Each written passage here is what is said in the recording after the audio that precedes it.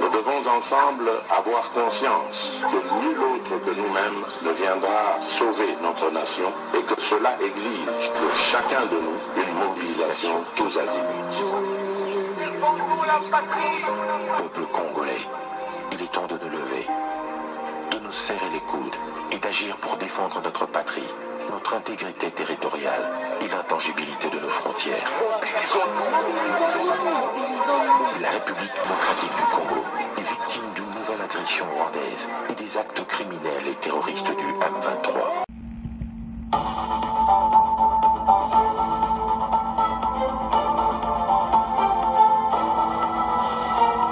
Bonsoir, bonsoir, bonjour, c'est Congo News 24. Bande Konanga, comme toujours avant de commencer notre émission, nous disons merci à Dieu. Nous disons merci à nos chers abonnés et téléspectateurs qui nous suivent partout dans le monde et en RDC. Bande Konanga, soyez les bienvenus. À la une, chers téléspectateurs, on va commencer cette émission Bandeko. Où est Yindina arrivé, il y a Premier ministre cheminois à Goma pour l'évaluation de l'état de siège. Bogoyoka Masolo, Ndengenine Imiki, Nanor Kivu. Deuxième point chez téléspectateurs, enquête sur l'acquisition d'immeubles de 900 000 euros, à peu près 910 000 dollars, par Mvonde à Bruxelles. Message Kwebandeko, Afrique Intelligence. Makambouza Mobulu, alors, Bogoyoka déclaration, il y a ministre de la Justice sur procureur Mvonde, et puis, Ndenini, IGF, Azola Namasulu. Tous à la connecter. Décision de la SADC contre Kagame, RDF 23, suivez. Ministre des Affaires étrangères Kai Kwamba. Ba décision sur Oyo Kagame azo sala na Nord Kivu na bananga ba situation moko bizarre illégale na Oyo ba sala administration parallèle au ba Congolais nyonso ba yebi. Alors Bogoyo ka ba décision Oyo wuti na Zibambo. Tous à la connecte. Chers téléspectateurs, émission na biso bandi et comitant autosola ensemble masolo ya mboka. Bande kotoko bande mission na biso avec l'arrivée des Souminois au Nord Kivu. Après Arokinde na Ituri. Pourquoi? Parce que aye ko sala évaluation et état de siège pour ekomi na suka passe boyebi état de siège kalati bazo longola yango. Parce que makambo ko sala l'année prochaine. Ceux qui pèsent sur l'état de siège, jamais Koko Salama, neti, makamouya, constitution, makamouya belé, ou Eko Salama. Alors, Fachi, c'est l'homme makamouya zomema, azolinga kalate, alongo l'état de siège. Alors, Souminoa, a komaki na Nord Kivu. Arrivé na elle a dit ceci, la Premier ministre. Akokutana ba société civile, akokutana na ba député à Nord Kivu, akokutana na couche locale, na ba population, donc akokutana ba couche ebe. Pour analyser exactement où le gouvernement liko sala sur l'état de siège. Parce que ebele ba sala ka ba bilan ba pesa ka négatif. Cette fois-ci, le président de la République a tindi Souminoa.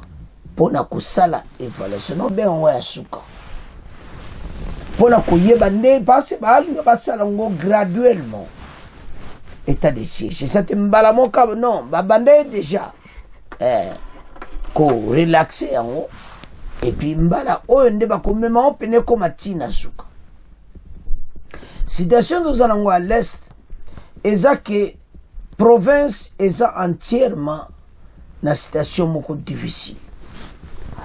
Agression rwandaise et bebisi makambo ebele. Yango wana bango ifo bayeba ke babulo bambaza nango yango nde kosala mati.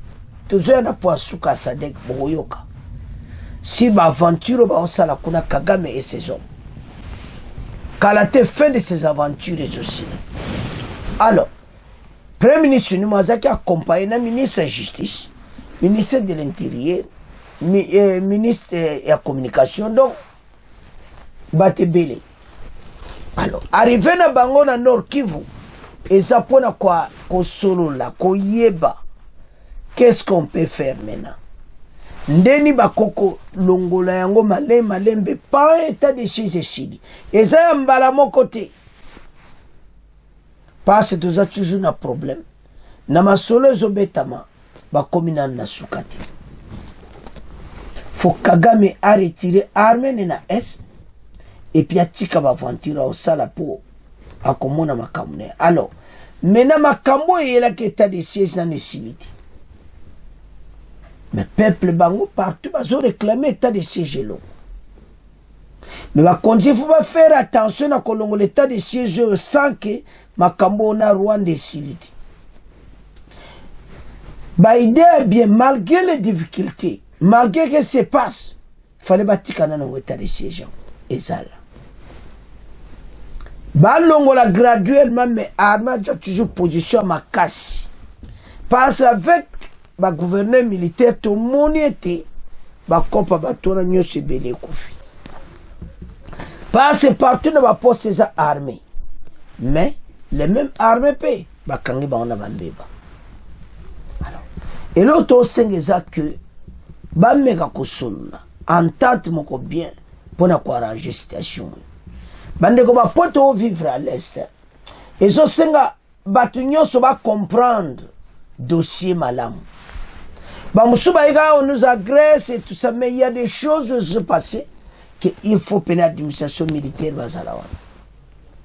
Et puis l'administration militaire, c'est l'effort qui va la makambo bien.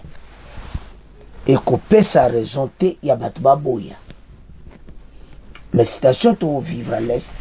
Et je sais que konziba landelango attentivement. Parce que si on va saler attention, état de siège brusquement, on peut y avoir ma kamusu to monango mubule rokota. L'état de siège est important, mais il faut que yoka peuple azolo ki ba longola yango. Yamba konzi ba osala travail on. Alors total arrivé naï, pe quelques interviews naï, bon to avance. Soumis notre premier ministre à Goma bande konangai. Toulouka est arrivé en début d'après-midi ce vendredi 22 novembre, chef-lieu de la province du Nord Kivu, dans sa suite, quelques membres de l'exécutif national et certains députés nationaux sénateurs. La chef du gouvernement congolais va notamment procéder sur place à l'évaluation de l'état de siège au Nord Kivu et en Ituri. Cette mesure exceptionnelle, instaurée par le président de la République, Félix Tshisekedi depuis plus de 3 ans, maintenant dans le but de restaurer la paix et la sécurité dans cette partie du pays. Sur place, jeudi soumis, on va rencontrer plusieurs couches de la population, dont les animateurs de l'état de siège, les députés provinciaux, les acteurs de la société civile et les humanitaires et la MONUSCO. Avec le président de la République, on a convenu.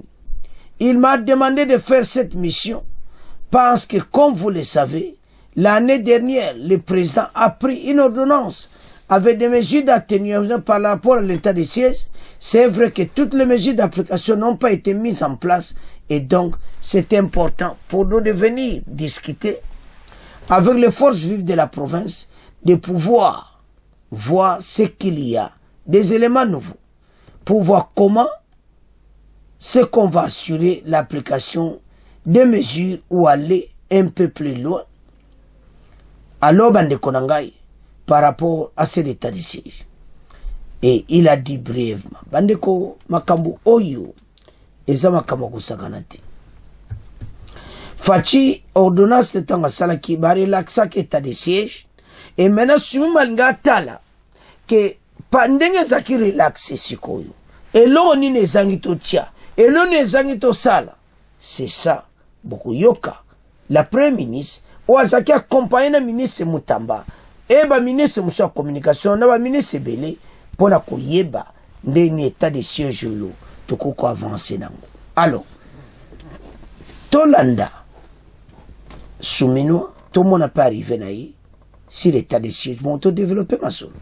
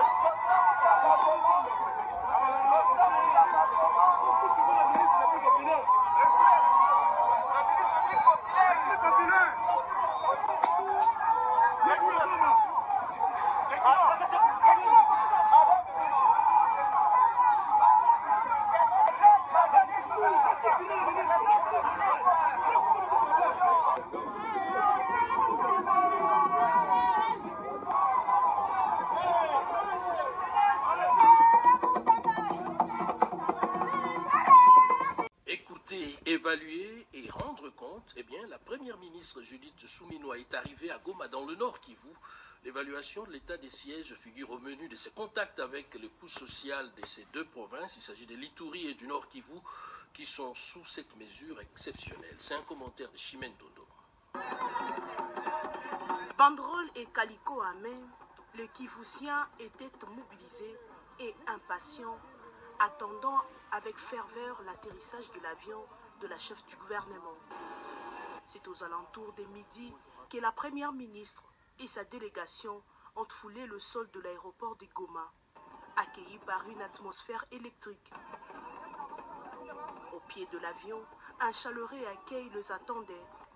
Le gouverneur militaire du Nord Kivu, les autorités coutumières, des membres de son gouvernement, des élus provinciaux, mais surtout un véritable bain de foule, vibrant d'énergie et d'espoir.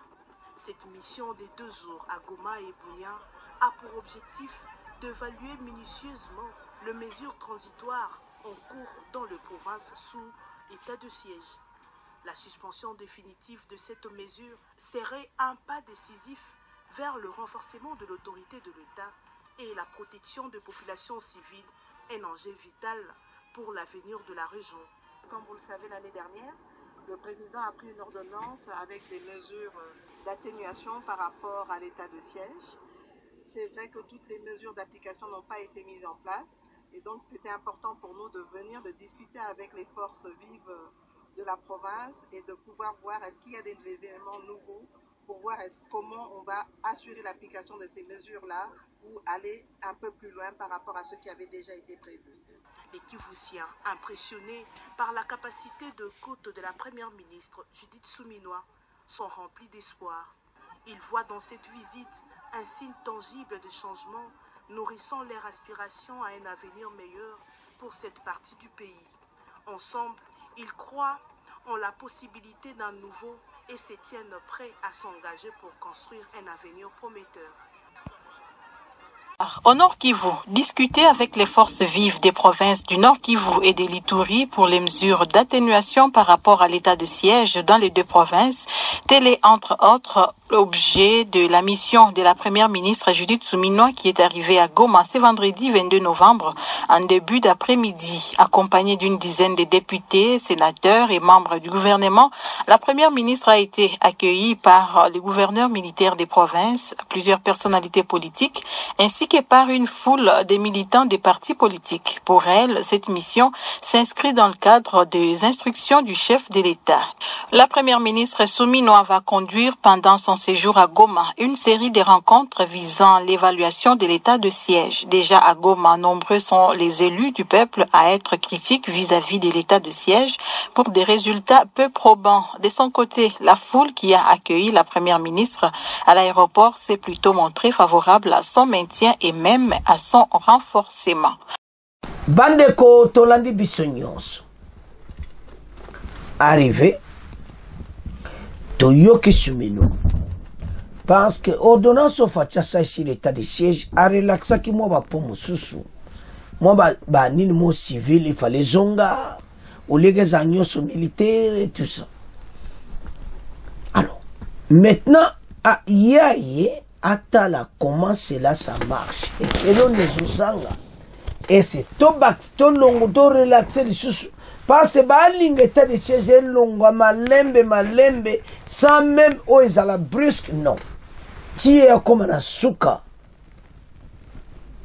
gouverneur militaire à Kolongwa bakotia gouverneur civil wana nde eza ya suka mais pour le moment baokenda malembe bandeko la situation à l'est c'est une situation très complexe toujours vivre makambo moko na bavoisin au jamais bapaye bele baovivre yango te seulement nous. Le pays est tellement menacé parce que la richesse est tellement ébélée. Tout état de siège, et maintenant, dans 4 états de siège, les sous-bateaux, ils vont faire la BP bazali. Ils vont faire la corruption par Kagame bazali. Donc, au moins, clairement, effort, il fallait que n'enge ba konzi balinga ki au moins yangote. C'est pour ça que le peuple réclame que état de siège, il y a toujours ceci et cela. Mais, avec une conscience à malamu et pas la population, base à une conscience moins claire, et que sunga paye. Parce que quand nous sommes vivre le coup là, même le gouvernement civil, ça la coûte de plus. Avec le gouvernement militaire, moi, je suis venu à Toizo Bang. Je suis place de partout. Alors, maintenant, on va réfléchir très bien à cette situation. Pour ne pas aborder dans le calme. Et puis, elle est très bien. La première ministre a consolé la couche. Après Nord Kivu, elle va aller à Nitou. Voilà le programme. C'est-à-dire, l'état de siège est long comme malembe. Il y a comme on a autant d'ordonnances qui nous t'a combien de positions civiles et puis combien de souba. En voyant tout ça, bana posa ya kimia. Wana ezalaki dossier état de siège. Toujours tika wana bino, toujours kena deuxième point oyo bomi mboka. Procureur général, il y a cour de cassation. Bientôt il peut être arrêté. Akena justice kosam. Parce que dossier est comme une boka lingite. La négociation est à vous. C'est-à-dire, Ferruem Vondé, Afrique Intelligence, va découvrir qu'il y a sombi immeuble. Somba lobby immeuble, ça avait plusieurs appartements. La valeur, il y a 900 000 euros, de à peu près 1 million d'euros, donc 910 dollars, et je m'excuse, 910 000 $, à peu près 1 million et quelques dollars. Donc, surtout au tala biloko yo, et ça m'a camouflé sur lui. Dossier onde et qu'occupé na kobimisa makambo ebele ou e batama na kata justice. Un groupe ya mafia et salama. Parce que bandeko soko sombi na crédit ça va. Bandeko to landa très bien. Parce qu'il faut pas vérifier soit seulement na crédit bon. Azan na problème te. Mais ce qui a payé en cash parce que bon ba somba kaka pas en pesimba na moko. Baokanga bozomo na mutamba aosakana te yemuta zui parole ni chaud ni froid donc azobange lokoti a lobby clairement que l'enquête est en cours a pesi charge na inspection générale des finances à Lingete bazango ame basala enquête le plus tôt possible à Bruxelles pour koyeba si le procureur général Mbonde a acheté cet immeuble cash, il l'a acquis 900 000 euros, on a approuvé en Ouajango Wapi.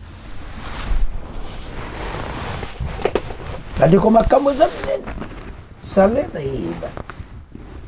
au salaire combien et conduit combien pour abimisa 900 000 euros. Donc tu as comme 1 million d'euros. Uzongo wapi. Donc c'est-à-dire bon à l'État. Chers téléspectateurs, on vit dans la RDC, une situation très compliquée. Kaka boba au niveau wana, bangondi otuwa détruire mboka. Je vous assure que Eza Solo, il a acquis immeuble wana. Pourquoi dans le bibongo? Afrique Intelligence, l'article nyon soba kanango Eza ka vérité. Parce que ça la battront partout na Twitter. Maintenant les problèmes, maintenant les enquêtes et ça la m'a très bien. Ce qu'on sombe quoi crédit et ça on a problème. Voilà mon union sonde ngoza. Pourquoi qu'on sombe donc à 1 million à crédit. Et au foot en dam. Mais et pas na bango na limite ba somba abo. Bango ba somba ka. Papa nyo sa fouti. Donc c'est que bateau bazaba millionnaire. Comment yoko sombe immeuble ndengo wana pas même ba mindele 900 non ba mindele kutu me batambongo me wafuta ndamu. Voilà la situation. Mais ce qui est bimi que ça vérité. Je vous assure toi on a un problème sérieux avec Motamba. Tous ces gens seront balayés. Banquette kozala arrestation kozala en cascade parce que yeso ba juye nde ba juye boza bu mutusu. Voilà ndenge ba okenda ma eza mbongo l'État eza ba bien l'État makambo ebele oyo eleka na RDC. Parce que immeuble wana soka il faut pas botoler. Faut pas botoler yango so asomba ki yango vraiment en espèce. Parce que des cartes ne bancaires ba moi asomba yango cash. Donc il faut pas kangai. Et tala de makambo zokende. Et puis va saisir immeuble wana vente aux enchères. Bon ils ont la trésor public. Tala bandeko. Bato basala chaîne mobo yango na Mutamba balinga basale mabe. Mais Mutamba zaki très sage na bato. Azaki na ba kaka bien me benemi. Et maintenant situation ndenge zokende. Et pesa kitoboti. To ba uti aux états généraux.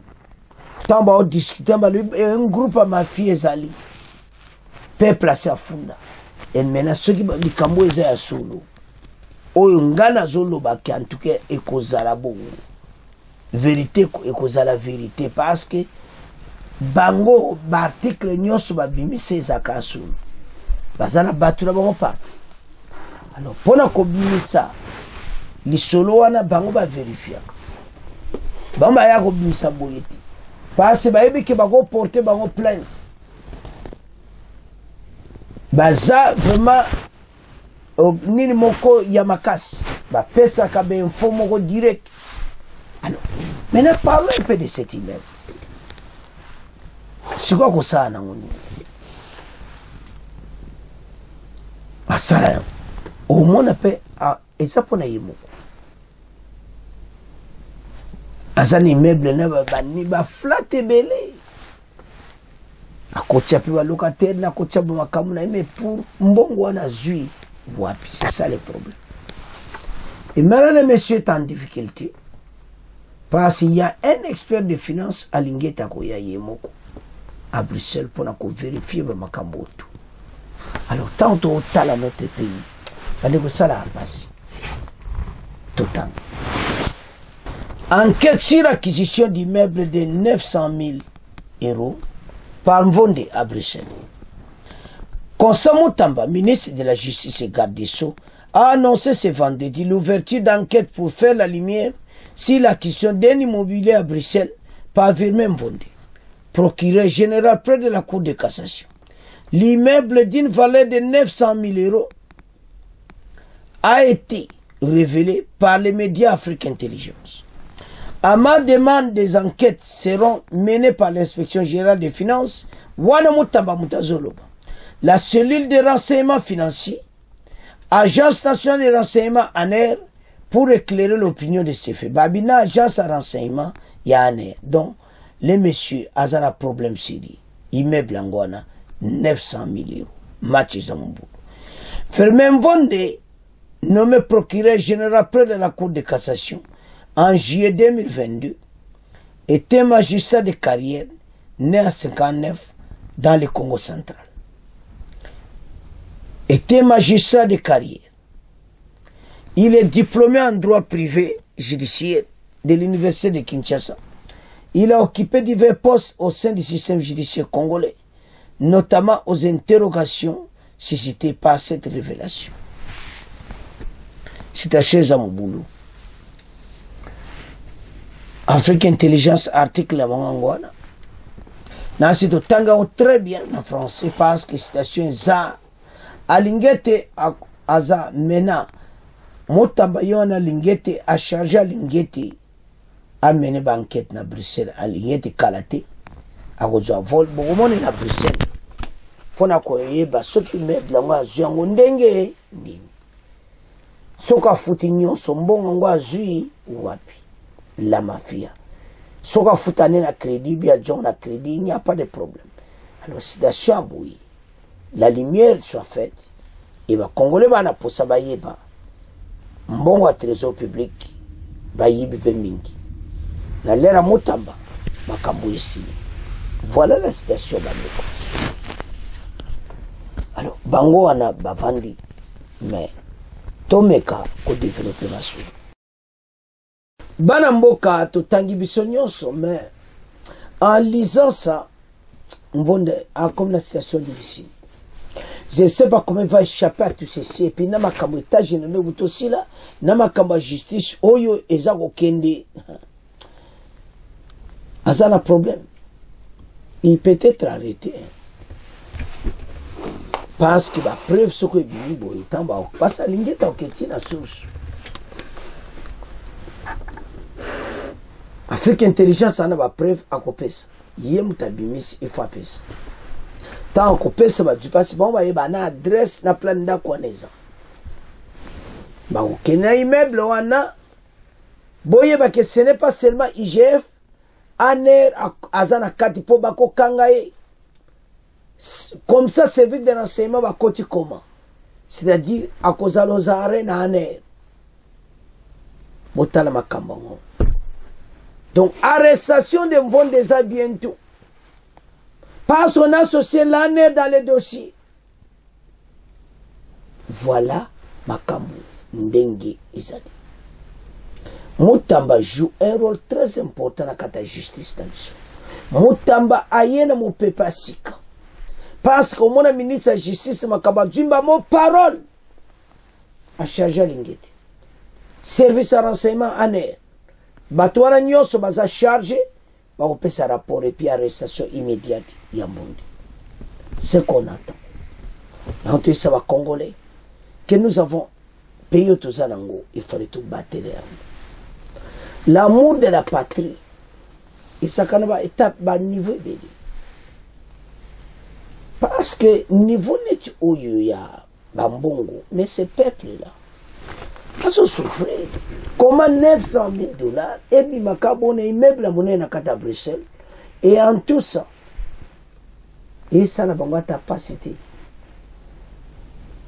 Ces petits peuples, ouais, Lukaka, doit Luka moi li panaya li les petits peuples là, moi ba bon cette station à bangote, à cause il y a battu le bazar les plus forts, n'est pas procureur général, ma Kambabou. Mais, et tout ça la passe, mais enquête est en cours. Tout le monde mingité, mais problème est que il n'y a pas à la sauver. Ce qu'on a dit qu'il na crédit on a sauvé, mais ce qu'une espèce a un problème. Il y a un truc ça va en déco. Et dans des situations zokende, a un problème sérieux.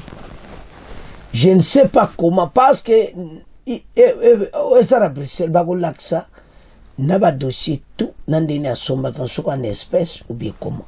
En espèce, ça dit, bah, cash, bah, boité, mais, bon, on a bamba, mon crédit, sombia, mon carte, sombia, balamo. Mais soit foutu à paiement mensuel chaque mois, et ça n'a problème. Il y a moi à côté d'aide. Mais, ce qui, et ça qui, on a déjà, mais dès que on a cassé son passé, va comme acquisition. Il a déjà acquis, c'est fini. Station compagnie malbi, parce qu'un air à côté de la carte, donc, arrestation, je sais là-bas, Kalati. Donc, quand vous devant la nerf, après la justice, après, bangondi bakoyeba. Alors, banamboka, bota la situation, oyo, et PCP na propriété, mais, to yebete ba Congolais, bazana posa mboka na bango. To yebete oza toujours patient, na situation to zalango. Et puis, ça va aller. Parce que, comme on a bambonga bozo bima, yaba benge groupe ba fia, et ça la propriété. Bata jise baza batu moko honnête, parce que bozo kanga batu. Et ane di police, eza ko exige zala honnête. Oza ko ete batu. Alors, bandeko, en tout cas, to tangi biso nyonso. To komo tika mona bino bo commenter. Mvonde à Bruxelles. Ndako wana. Ba vérité o ebimi siko ko sukele wa wapi. Na anera Hollande pour la arrestation. Alors, tango renseignement ba côté na makambo yo. Bandeko. Wana to komo tika mona bino. Tosoke na pona biso oye yindi ba décision oye koyi na sommet ya Troika na Zibambo. D'abord baza na kati masolo toujours bango pe ba na kati na ndenge nini tata oyo akokite na battre le sol congolais.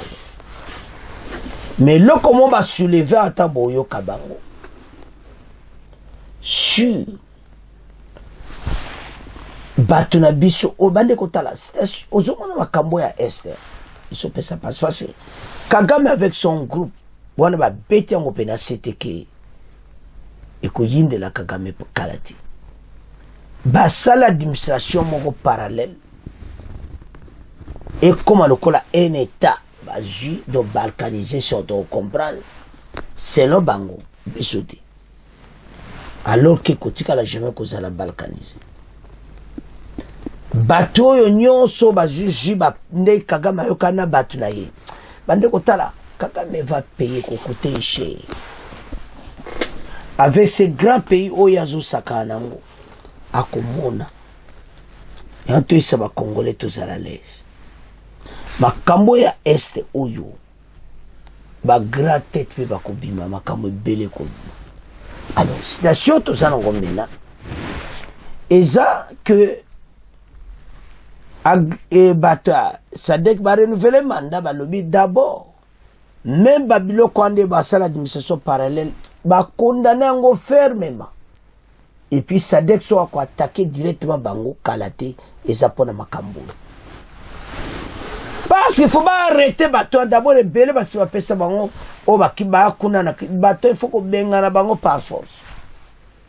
Akora Luanda oui ezakuna mais bakotika bateau boiti ces gens ba comme na tout makasi ba molo kola ba balkaniser côté wana.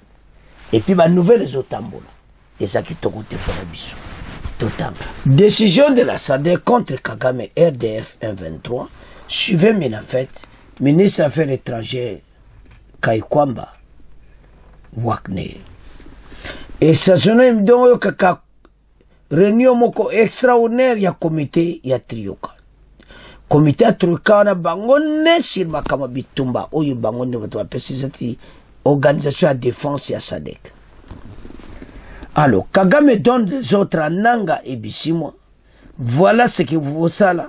Voilà oyo boko osala. Sokozo tala bangane ba vandi wana komona clairement que bateau yo non mission na monto kata parce que quand nde toloba congolais ja bana kanda comment bato ba osaka na mboka na biso. Alors wana nanga zoka ba instruction ya mokonzi na bango na bisimwa parce makambo armée rwandaise oyo bazalo kola tobenga baone ba égyptien na lera makambo za na bible mukanda nzambe te ba égyptien to komona bango lisite bakobunga me bako vivre bandeko passation to zana ngwawa eza mobulu bakonzi bayebe te mena sadeka ozo ba décision makasi mais ba quitter nanu c'est le fait makama minene ko tous ces gens non bandeko makambo tozala ngwa ezo senga biso nyonso totelema ensemble tozala sima ya bato mais tolandi biso nyonso tolanda mena extrait ndenge nini kai kwamba ministre affaires étrangères ministre d'État aza ko expliquer comment Kagame et ses hommes nanga bisimwa batona nyonso akeko tia bango na administration parallèle na Nord Kivu. Chose oyo eza illégal selon SADC. Alors SADC a déjà décision makasi. Alors tolanda extrait oyo bon to avance. Il y a eu un sommet extraordinaire de la SADC, y compris aussi une rencontre de la Troïka sur la situation à l'est de la République démocratique du Congo. Le point principal était le renouvellement de la mission de la SADC en République démocratique du Congo, la SAMI-RDC, qui est là depuis une année maintenant, qui nous accompagne dans le processus aussi de stabilisation, de pacification, et qui est un élément complémentaire aux efforts diplomatiques en cours maintenant vers une pacification de la province du Nord Kivu. Ce qui est important, en effet, c'est que ce mandat a été prolongé d'une année, du 14 décembre 2024 au 14 décembre 2025. Nous prenons note et nous saluons évidemment la solidarité continue des États membres de la SADC qui reconnaissent qu'une attaque contre un État membre est une attaque contre toute la SADC. Il est extrêmement important de voir que ce principe ancré dans la SADC est respecté par tous et honoré par tous.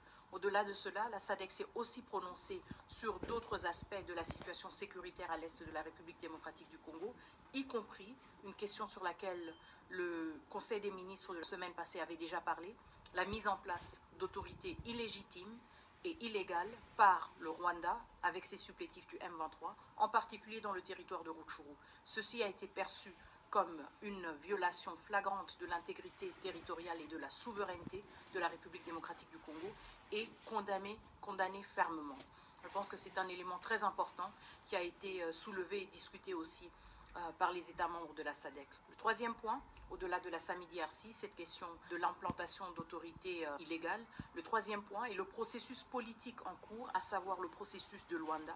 Mais en même temps, ils ont fustigé les violations flagrantes de l'accord de cessez-le-feu qui est entré en vigueur le 4 août. Ils ont appelé au Rwanda de mieux respecter ce cessez-le-feu. Il en ressort très clairement que la SADC comprend qu'il faut une complémentarité des éléments militaires et des éléments diplomatiques pour qu'on puisse parvenir à une résolution durable de la situation. Chers téléspectateurs, tolandi biso nyonso. Bomoni place tozoloba ke Kagame azaki na planka ya balkanisation. Bolandi wana. Sommet à Troïka ba sepeli kutu tena ndenge makamu Kagame azosala. Ba touché état membre de la SADC. Ba membre de la SADC ba kotelemela yo. Et maintenant yango Kagame ko vivre mikolo ezoya. Parce que ba kotika bango te to ko attaquer bango bato ba quitter le sol congolais. Makamoto oloba bandeko boko mona ke oui, makamo comme sérieux. Comment bato yo les moso na tali na bia bo sali ba plan ba makamo na bino et tout ça to bota une partie to vanda on et tout ça boko vanda te bozana pour quelque temps kaka fa de ça ko benga na bino kala te to ko boto la bino nyonso ba congolais konsenga na zopesa makambo ya biso ya agression rwandaise toloba mabete pona basoda na biso omoni eme na mabe boyeba ndena koloba pona bon parce baza bato yo basi sacrifier pona mboka